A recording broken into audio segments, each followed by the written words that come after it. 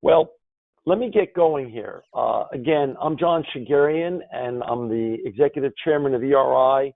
And when we started ERI about 18 years ago, recycling electronics was and destroying hardware in a responsible way was all about the environment. It was all about keeping our old electronics out of landfills or from being shipped to China, India, or Africa, where it would pollute the environments there. But as time has gone on and we've evolved, the word cybersecurity has become part of our vernacular, not only in the United States, but around the world. And we're going to chat today and discuss the ramifications that the rise of cybersecurity and the rise of the needs for more privacy and hardware data destruction, combined with the Internet of Things and the 4G to 5G revolution that's coming and has already started, affects all of us and especially impacts the healthcare industry as a whole. As a little bit of history, the word cybersecurity is typically surrounded by software solutions such as Palantir and the 15 other unicorns that exist or so out there, solving cybersecurity issues on the software side. But the hardware side, which gets very little media attention or discussion, is really like solving, if you solve the software side of the healthcare equation, but don't take care of the hardware the right way or misappropriate by accident or lack of knowledge, the data contained therein, all of the hardware, exposes everyone to all sorts of historic regulations and new regulations that are coming down. We're going to get into that now. I have a bunch of articles that I've pulled of recent times. I'm going to walk everybody through these articles, and then I'm going to walk everybody through the trends of legislation, both in Europe, which is called GDPR, and what's come to America now as well. Let's start with the slides. The first slide is from May 11, 2018. It's from Healthcare IT News. It says, when medical devices get hacked, hospitals often don't know it. The threat to medical devices is real and happening now, and it's a patient safety issue, much more than one of HIPAA compliance, which we're going to get into later on. Medical devices are one tool that can directly put patients at risk if a breach or software failure were to occur.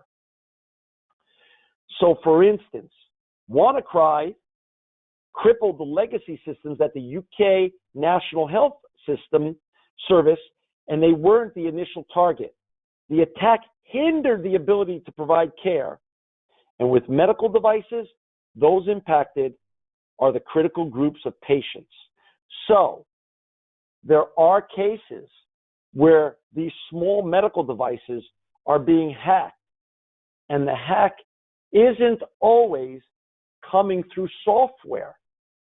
The hacks can come from gaps that exist in the hardware of these hospital systems and give access to the bad actors.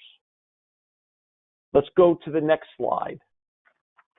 This slide is a little more recent, from Health IT Security, December 17, 2019.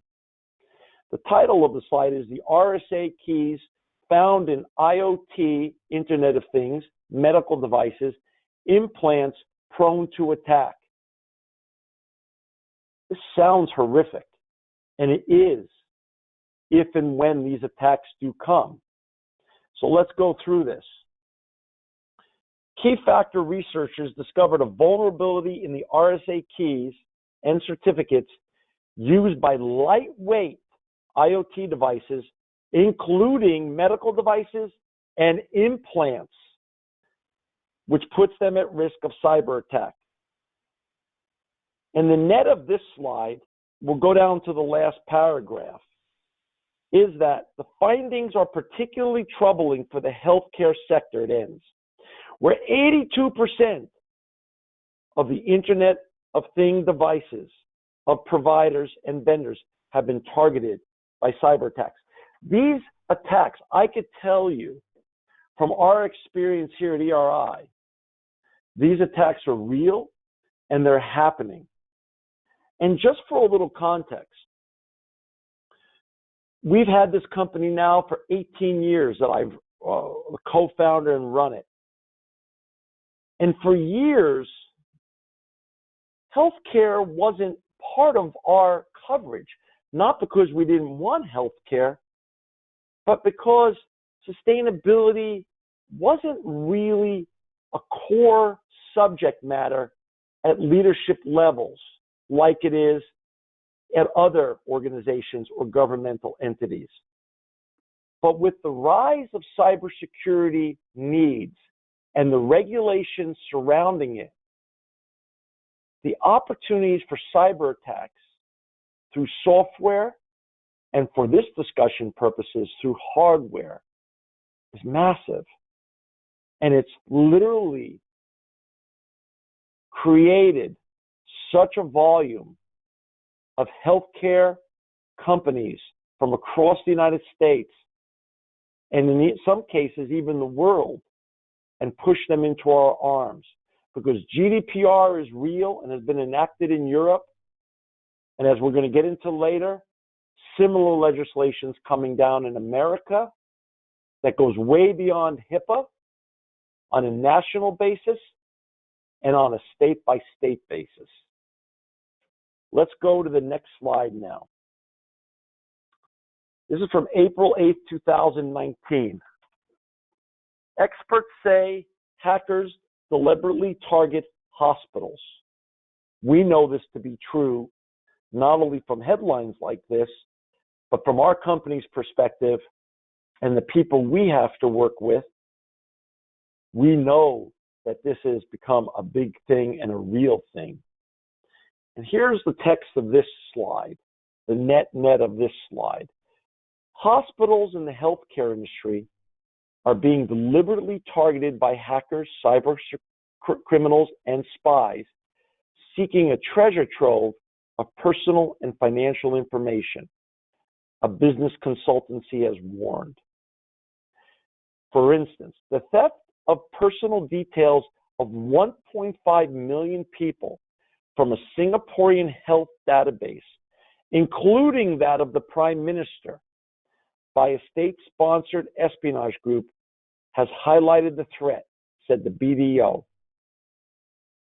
And here's the unfortunate part and the bottom line of the importance of this slide. Hospitals and clinics are also often poorly defended compared to banks or government institutions, despite representing a honeypot of valuable information, said Gregory Garrett, the head of the international cybersecurity at the firm BDO. So, we know this to be a fact at ERI, given that we had many more government clients and financial institution clients before hospitals and healthcare came to us looking for legitimate, credible, and responsible ways to destroy the data that's contained in their hardware. And I'll give you an example. Think of the two great companies, Iron Mountain and Shred-it. They've made their mark and their brands by destroying the data that's contained on paper at hospitals and healthcare agencies. Of course, also at other type of businesses as well, financial institutions, government and even small and medium businesses. Since the data has been responsibly destroyed that's on paper, think of what we're discussing today to be an ancillary opportunity to responsibly destroy the data that is contained in all the hardware in all the hospitals and healthcare agencies, both large and small, across the United States. It's the hardware version of Shred-it, or what Iron Mountain does with paper.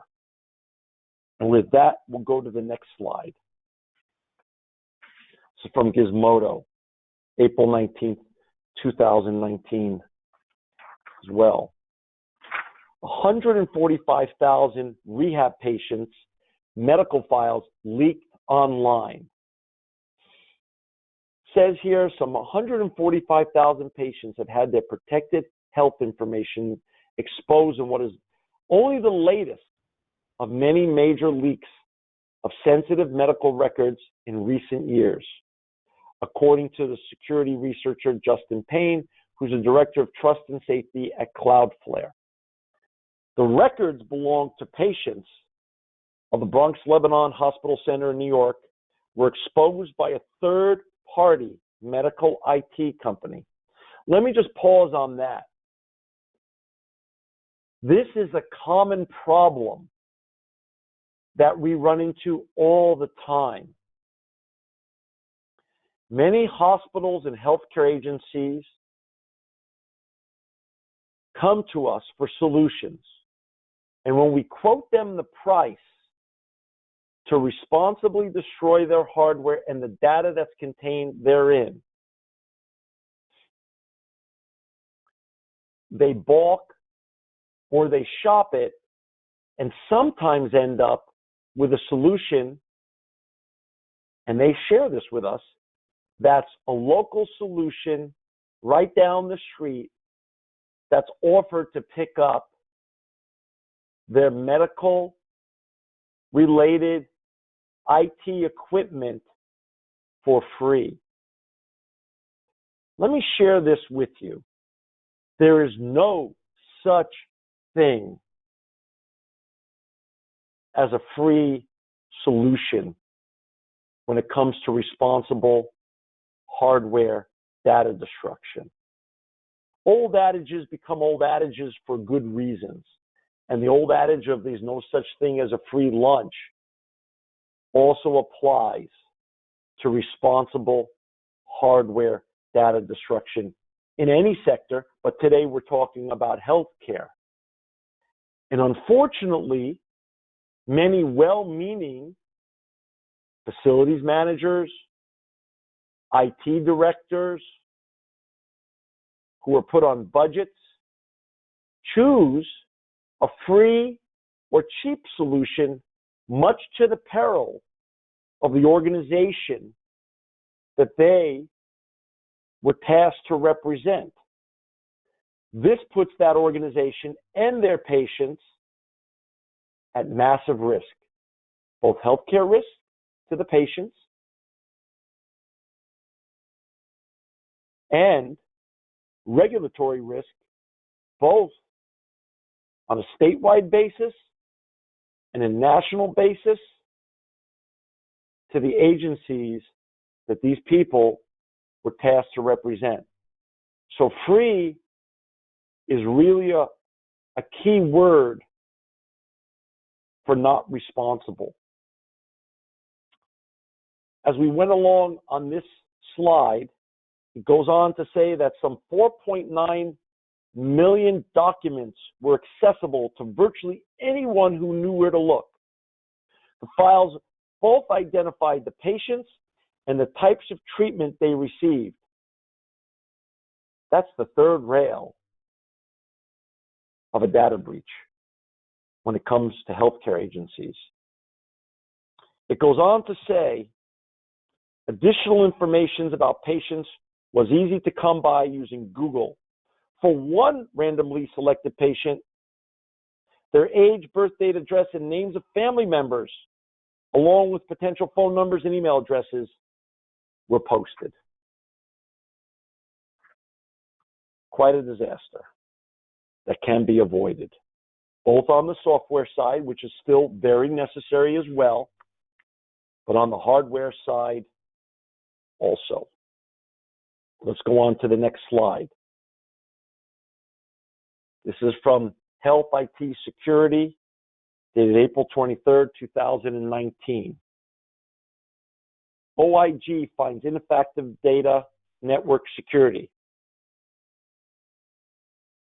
It says here the information security program of the Department of Health and Human Services, including 4 operating divisions, was determined to be not effective by the Office of the Inspector General.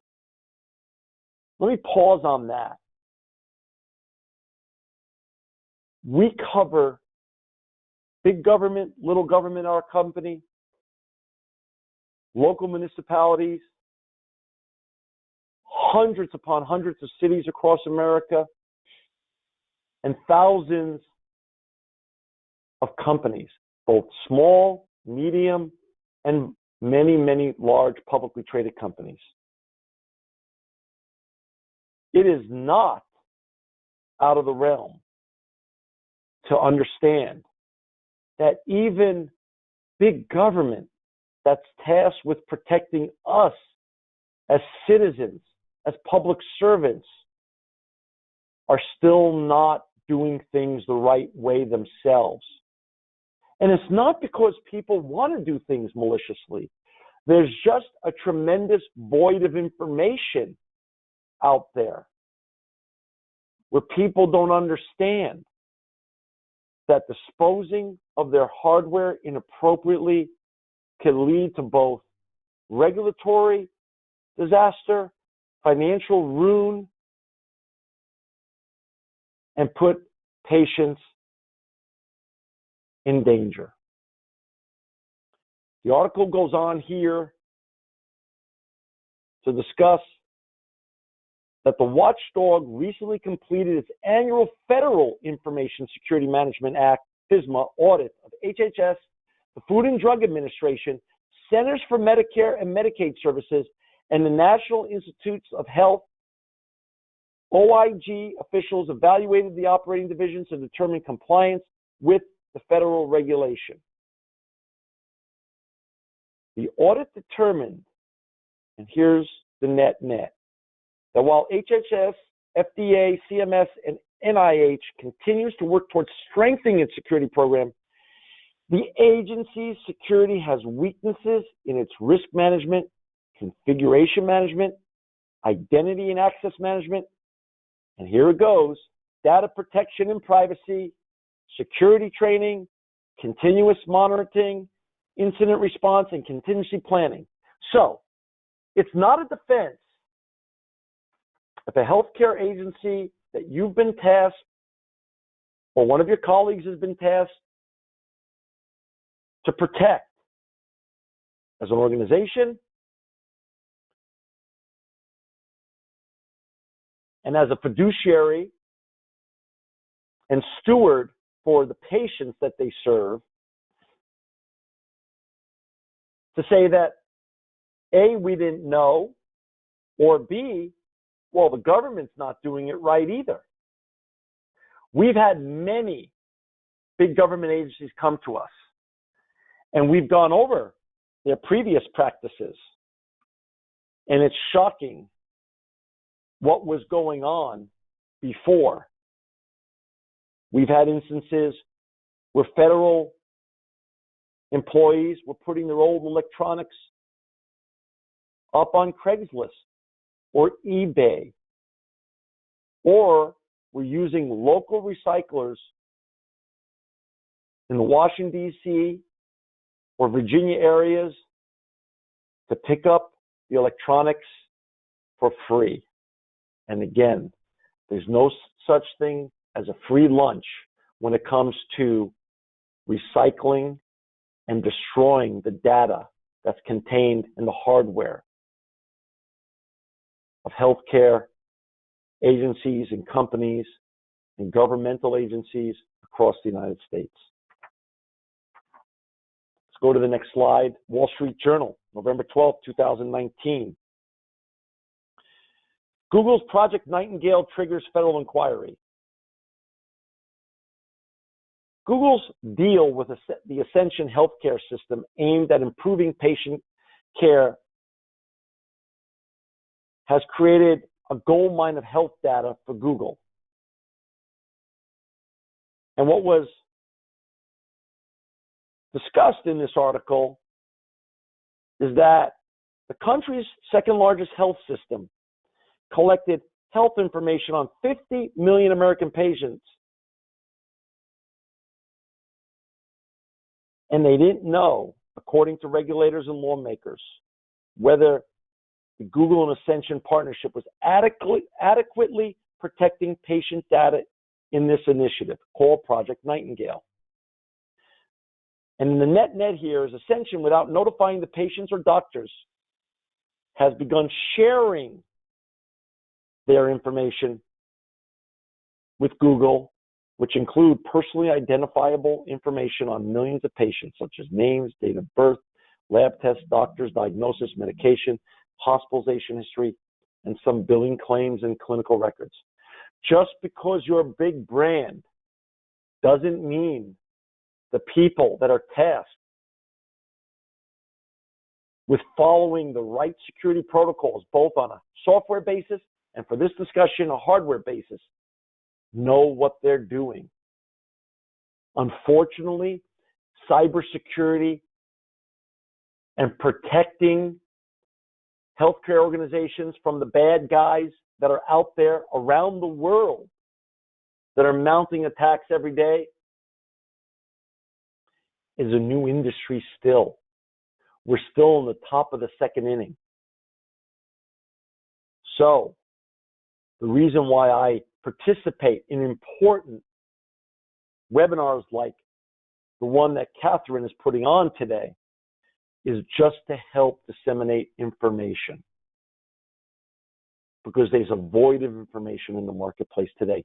Let's go to the next slide. November 26, 2019, over 38 million healthcare records exposed in breaches in 2019. And it goes on to say here, the tally for health records exposed or lost to cyber incident this year in 2019 was pushing around 40 million.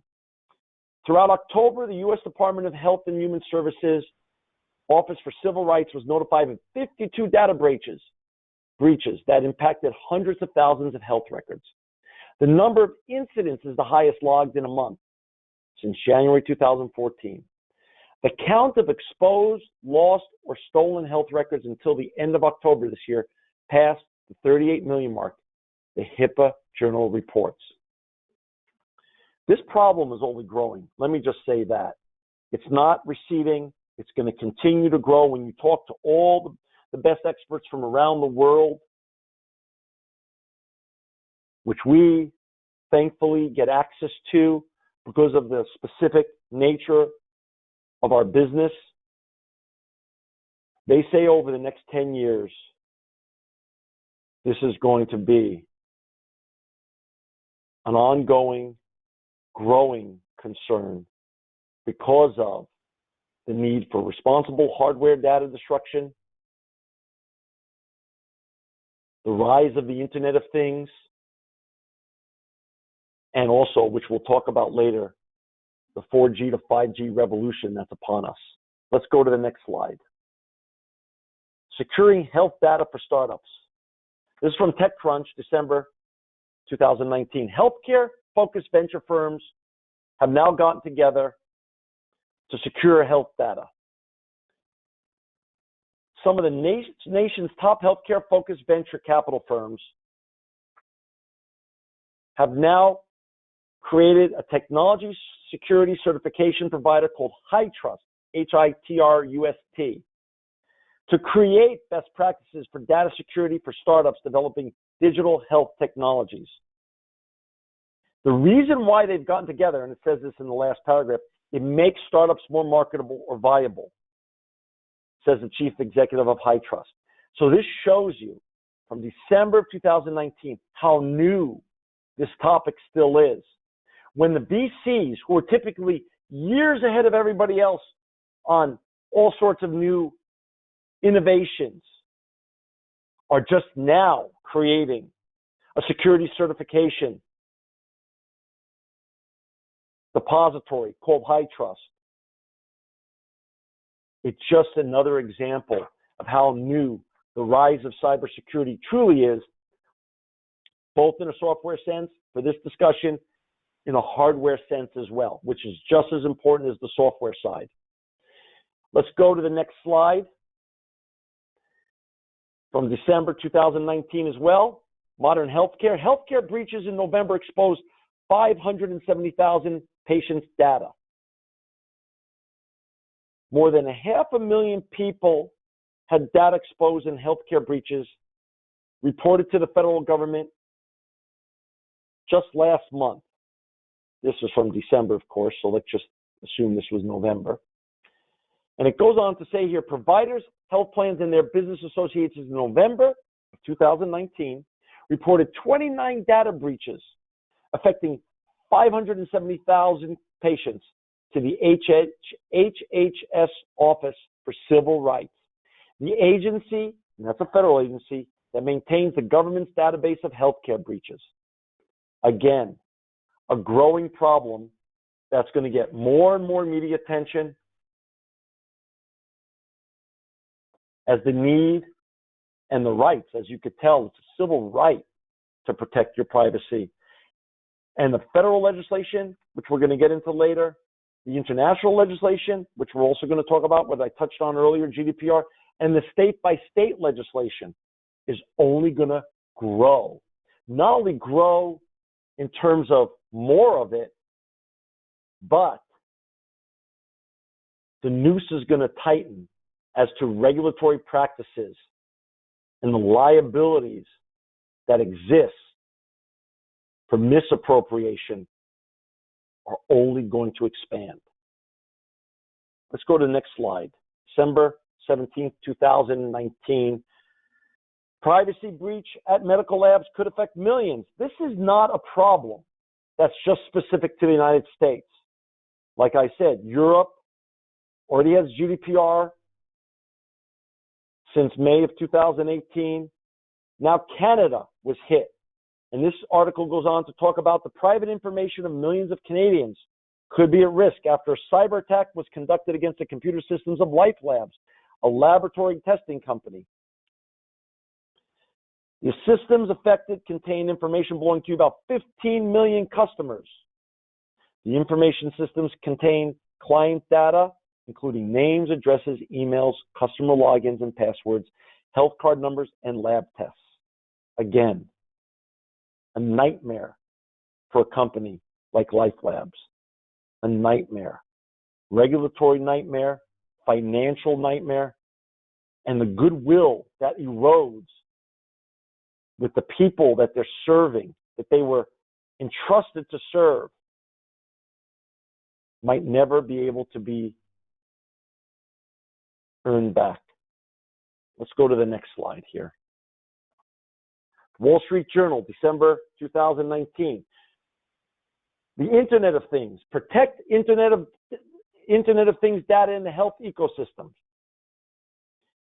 Healthcare and life sciences organizations have a special responsibility to keep data safe, as I've been saying all along on this webinar. Yet they face unique challenges in a hyper-connected, device-driven world. So, for example, a digitally enabled pacemaker could transmit a patient's data to a physician's office to guide treatment decisions, while a manufacturer might also collect and include the information in a database tapped by researchers or other stakeholders. Electronic health records can contain everything from demographic data to work history and financial information. This can be worth a fortune on the black market. And as I've been saying throughout this webinar, the cost of a breach can be felt for years in terms of fewer patients, lost revenue, and recovery costs. Ladies and gentlemen, this is a real problem and it's only growing. Next slide.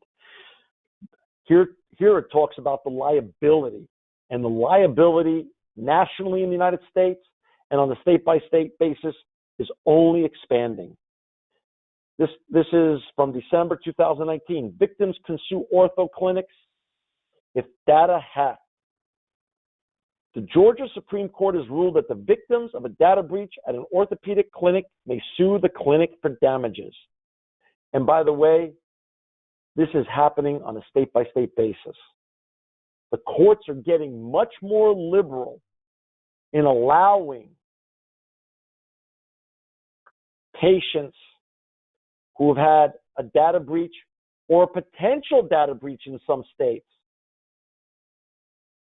sue healthcare agencies and other corporations, by the way, for damages.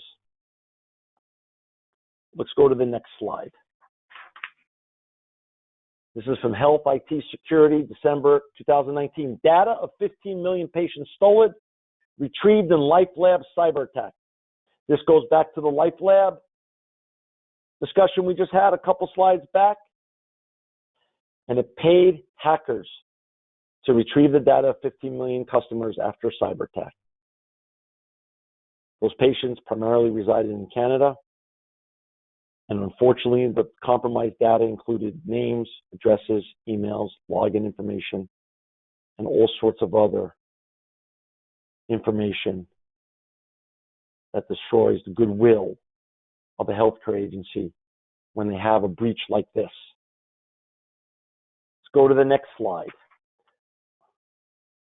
August 8th, 2018. HIPAA requires secure disposal of E-PHI laden devices. The HIPAA security rule, which we're going to talk about a little later in this webinar, requires HIPAA covered entities and business associates, which should be everybody on this call today, on this webinar, to implement policies and procedures regarding the secure disposal and reuse of electronic devices and media containing E-PHI so that an E-PHI cannot be retrieved. OCR stressed that the improper disposal of electronic devices, and this is exactly what we're talking about today, and media puts the E-PHI stored on them at risk and could lead to data breaches. This is one of the most important slides of all today that I'm going over with everybody, because this is happening and clients are coming to us every week because they've had a breach. Some of them had a breach that hasn't made the cover of the Wall Street Journal or some other credible and legitimate news agency, and others have already been all over the media, and they come to us now looking for a solution, sometimes after they've suffered a huge loss. This could cost the organization in terms of regulatory fines, breach notification expenses, lawsuits, consultant and legal fees, and loss of business. This is happening. Paper film or other hard copy media should be shredded or destroyed. This is exactly what we do at ERI, such that the PHI cannot be read or reconstructed. Redaction is not a means of data destruction, according to OCR. Electronic media should be cleared, purged, and destroyed, consistent with NIST Special Publication 800-88. If someone you work with is pushing back and asking you to use a free solution for your hardware that data is contained therein or might be contained therein, show them this slide. Let's go to the next slide. Here's where we could get into the data security laws. This is important for everyone. I'm not going to read each one, but the existing legislation that most of you are familiar with is on the left-hand side of this page. We've put this together as a cheat sheet for everybody on this call. HIPAA and HITECH are at the top of the list. FACTA and FCRA, FISMA, the California Consumer Privacy Act, the FTC Act, GLBA, PCI, DSS, COPA, FERPA, GDPR, which we're going to talk about in a little bit, other state laws, etc. New legislation that's coming. We're going to get into this in the next slide, but it's already been passed in Nevada and enacted in Nevada and California, and already been passed, but coming effective in New York, the SHIELD Act, March 21st of 2020, and in Maine, July 1st of 2020 as well, the Act to Protect the Privacy of Online Consumer Information. In California, the act is called the California Privacy Act, and in Nevada, it's called SB 220. ERI, our company, covers every zip code in this country, including Hawaii and Alaska. So it's our business to stay up on the business of regulation and educate our clients or potential clients as to the risks of the misappropriation of data that's contained in their hardware. Let's go to the next slide. Again, this is a very good cheat sheet map, which I'll explain a little bit more of what's happened. So as I've mentioned throughout this conversation today in this webinar, GDPR was enacted in Europe May 25th of 2018. And being that we are the United States of America, we always want to do things bigger and better. So 7 federal laws have currently been proposed to mimic or go beyond GDPR. So federal legislation that looks like GDPR, but is even more constraining and more punitive have been proposed. As I shared on the last slide, 4 states have already passed new legislation, and at least 14 states have proposed legislation or have enacted study bills.